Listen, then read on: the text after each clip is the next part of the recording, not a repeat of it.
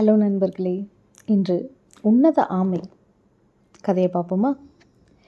திரைக்கடலோடியும் திரவியம் தேடு என்ற பழமொழிக்கேற்ப 3 வியாபாரிகள் ஒரு கப்பலில் வெளிநாட்டுக்கு சென்று செல்வம் சேர்க்க தேடினார்கள். ஆனால் துரதிர்ஷ்டம் அவர்களை தாக்கியது. கடல் பயணத்தில் அவர்கள் சென்ற கப்பல் பெரிய அலைகளில் சிக்கி உடைந்தது. அவர்கள் கடலில் மூழ்கினார்கள். அந்த பக்கமாக நீந்தி வந்த பெரிய ஆமை தத்தளித்து கொண்டிருந்த வியாபாரிகளின் பரிதாப நிலை கண்டு அவர்களுக்கு உதவி செய்ய நினைத்தது.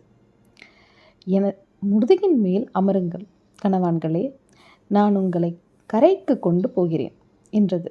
உடனே வியாபாரிகள், மிக்க நன்றி பெரிய ஆமையே, நாங்கள் உனது உதவியை ஒரு பொழுதும் மறக்க மாட்டோம் என்று ஒன்றாக சேர்ந்து சொன்னார்கள்.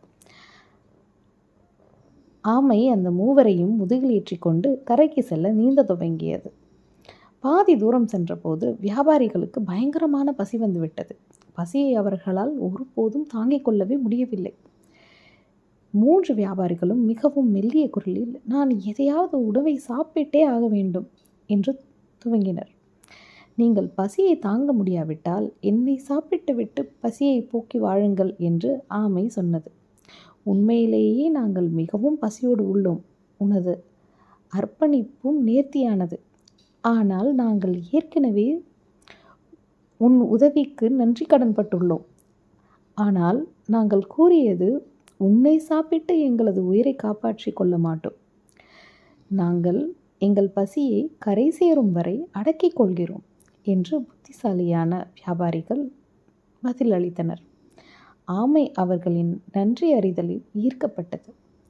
அது தன்னால் எவ்வளவு வேகமாக நீந்த முடியுமோ அவ்வாறு நீந்தி விரைவில் கரையில் அடைந்தது.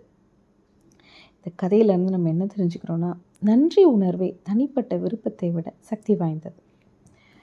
அதாவது நமக்கு உதவி செஞ்சவங்கள நம்ம என்றைக்குமே மறக்கக்கூடாது. என்ன நண்பர்களே, இந்த கதை உங்கள் எல்லாருக்கும் பிடிச்சிருக்கும்னு நினைக்கிறேன். மீண்டும் சந்திப்போம். பாய்.